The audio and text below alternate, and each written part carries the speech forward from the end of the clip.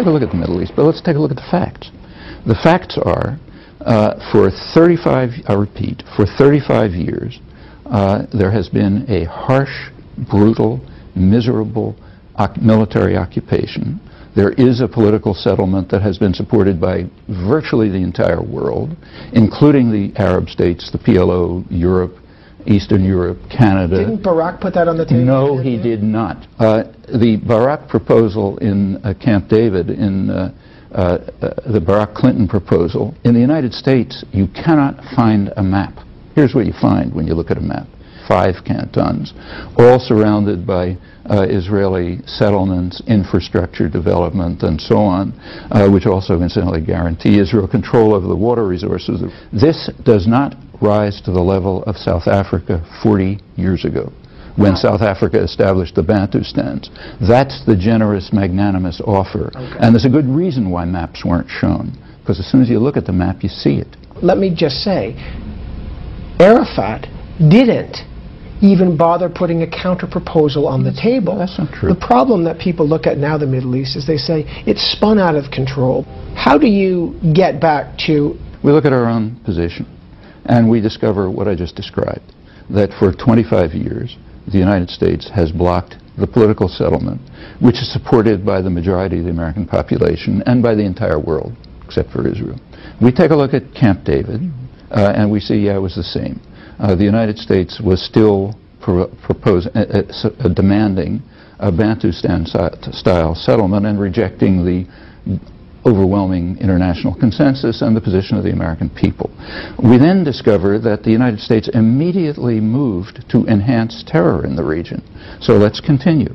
On September 29th, Ehud Barak put a massive military presence outside the Al-Aqsa Mosque. Very provocative. When people came out of the mosque, young people started throwing stones. The Israeli army started shooting. Half a dozen people were killed, and it escalated. The next couple of days, Israel used U.S. helicopters to attack civilian complexes, killing about a dozen people and wounding several dozen.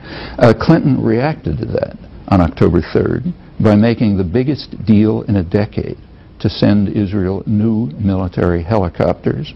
The U.S. press cooperated with that by refusing to publish the story. To this day, they have not published the fact. It continued. When Bush came in, one of his first acts was to send Israel a new shipment of the most advanced military helicopters in the arsenal. That continues right up to a couple of weeks ago with new shipments. On December 14th, the Security Council tried to pass a resolution calling for what everyone recognizes to be the obvious means for reducing terror, namely sending international monitors. The U.S. vetoed it. 10 days before that, there was a meeting at Geneva of the high contracting parties of the Fourth Geneva Convention, which has unanimously held for 35 years that it applies to Israel.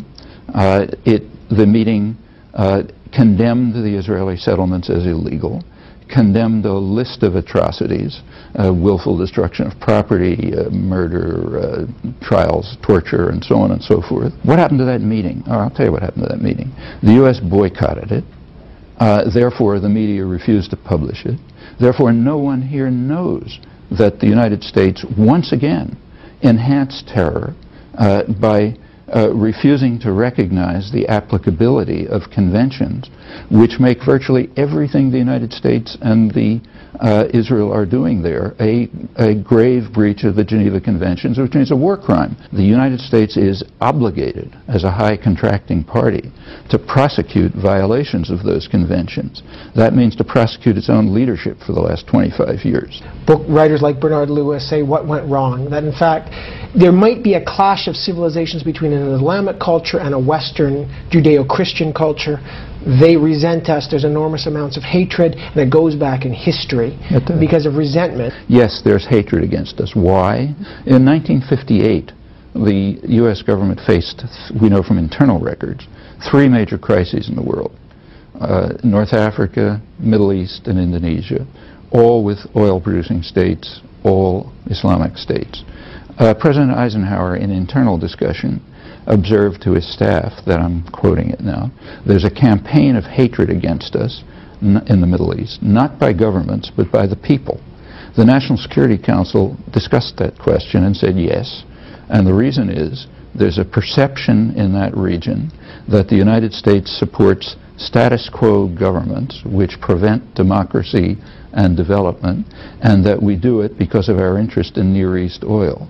Furthermore, it's difficult to counter that perception because it's correct, and furthermore, it ought to be correct. We ought to be supporting brutal and corrupt governments which prevent democracy and development because we want to control Middle East oil. And it's true that leads to a campaign of hatred against us. Now, until Bernard Lewis tells us that, and that's only one piece of a long story, we know that he's just a vulgar propagandist, not a scholar. So yes, as long as we are supporting harsh, brutal governments, blocking democracy and development because of our interest in controlling the oil resources of the region, there will be a campaign of hatred against us. Tell me, what state does function according to what you call the minimal levels of honesty? Is there a state? None. None. States are power centers. The only thing that imposes constraints on them is either outside force or their own populations. The United States, for example, is far more civilized than it was 40 years ago. Let's just take that.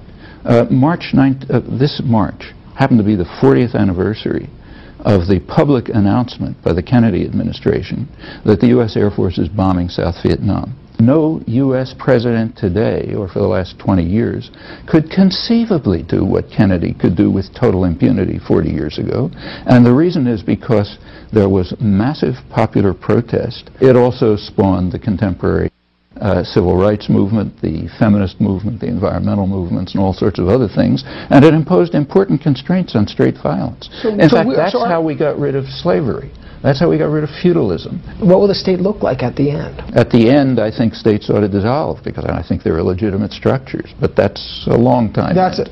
But it is the end of the nation state that you foresee in the vision. I don't foresee anything. What I'm saying is that as long as people, ordinary people, are able to free themselves from the doctrinal controls imposed on them by their self-appointed betters and mentors, as long as they're able to do this, they'll continue to be able to struggle for peace and justice and freedom and limitations on violence and constraints on power, as they've been doing for hundreds of years, and I don't see any end to that. The immediate problem is to free ourselves from the shackles imposed very consciously by the kind of people you're talking about, who don't want the facts to be known, and for very good reasons, because if people know the facts, they're not going to tolerate them. So therefore you have to prevent them from knowing. You have to indoctrinate them. You have to tell them stories about how we're really good guys, and if we use violence it must be for the general good because we represent the course of history. Yeah, that's the job of propagandists for power and violence. And it's the task of populations to free themselves from those kinds of controls and domination. Pleasure to see you. Always.